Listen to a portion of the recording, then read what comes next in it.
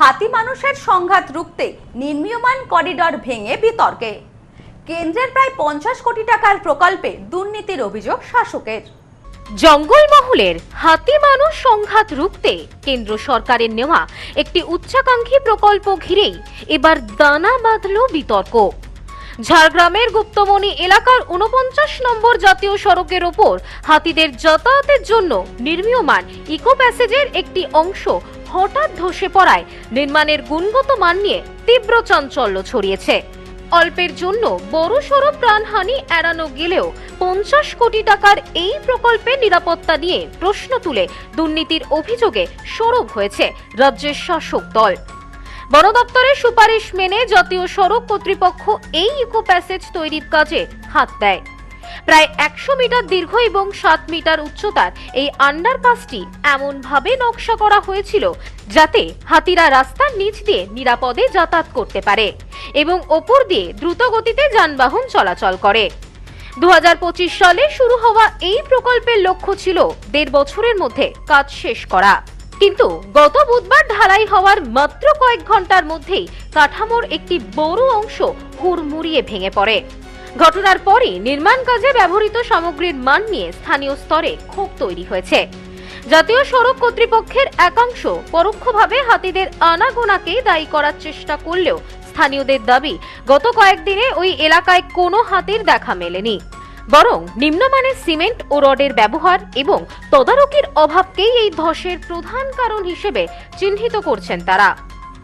দুর্ঘটনার খবর পেয়ে ঘটনাস্থলে পৌঁছান গোপীবল্লভপুর বিধানসভা তৃণমূল প্রার্থী অজিত মাহাতো, তৃণমূল নেতা দীনেন রায় এবং শ্রীকান্ত মাহাতো।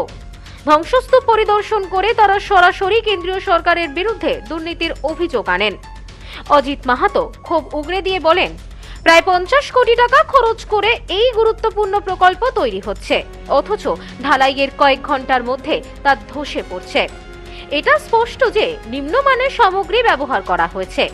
মানুষের ট্যাক্সের টাকার এমন অপচয় এবং বন্যপ্রাণীদের সুরক্ষার নামে এই চূড়ান্ত দুর্নীতি মেনে নেওয়া যায় না। যে কেন্দ্র সরকারের যেভাবে দুর্নীতি করছে তার একটা হাতে নাতে প্রমাণ। চোখের সামনে দেখতে পাচ্ছেন যে ব্রিজ কিভাবে ভেঙে পড়েছে। একদম কোমা মেটেরিয়াল দিয়ে এই ব্রিজ তৈরি করছিল। প্রাণে বেঁচে গেল এই এলাকার বহু মানুষ যারা এই যাতায়াত করতো, তার আগেই ভেঙে পড়লো। উপরে ভগবান আছে, এটা তার থেকে প্রমাণ। কারণ পশ্চিমবঙ্গে একমাত্র দেখেছেন যে এই যেই কাজগুলো ওরা করেছে, সমস্ত কাজগুলোই এই কিছুদিন আগে একটা জায়গায় সোশ্যাল মিডিয়াতে দেখা যাচ্ছিল যে রোডে যাচ্ছে, হঠাৎ করে ঢুকে গেল গাড়ি 4 চাকা। ঠিক একই এই কমা মেটেরিয়াল দিয়ে যেভাবে ওরা ব্রিজ তৈরি করছে। আজকে এনএইচআই যারা ইঞ্জিনিয়াররা আছে তারা বলছে পাশ দিয়ে হাতি নাকি গেছে, তার জন্য নাকি ভেঙে গেছে। এটা কি সম্ভব? হাতি একটা বড় ব্রিজকে ভেঙে দিতে পারে? বর্তমানে নির্মাণ কাজ সাময়িকভাবে বন্ধ রাখা হয়েছে। জঙ্গলমহলে পরিবেশ প্রেমীদের মতে বন্যপ্রাণীর সুরক্ষা যেখানে প্রকল্পের মূল উদ্দেশ্য, সেখানে নির্মাণের এই ধরনের গাফিলতি বড়সড় বিপর্যয়ের ইঙ্গিত দিচ্ছে। Bureau report, news no man's land, Jhargram. পশ্চিমবঙ্গের উত্তর 24 পরগনা জেলার বনগাঁ এলাকায় সুধীর কর্মকার কলেজ অব এডুকেশন এক স্বনামধন্য এবং অতি উল্লেখযোগ্য শিক্ষণ মহাবিদ্যালয়। বর্তমান এই শিক্ষক মহাবিদ্যালয়ে নতুন শিক্ষাবর্ষে বিএড অ্যাডমিশান চলছে।